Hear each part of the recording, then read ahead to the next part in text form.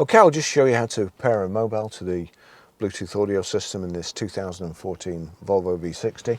So first of all, we make sure that Bluetooth is on like so, and then we're looking out at the bottom here.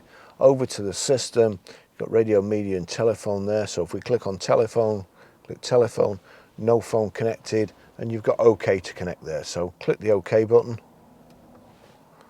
search for new phone, again click OK. Searching for Bluetooth devices. Oops, I should be looking over here, sorry. Got distracted by that lady there.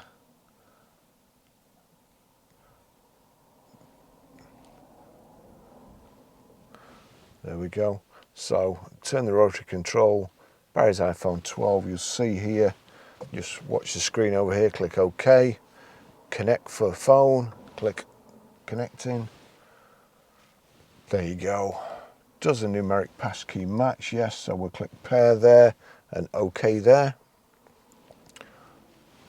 Allow contacts and favourites to sync, allow, and there we go, my V60 connected.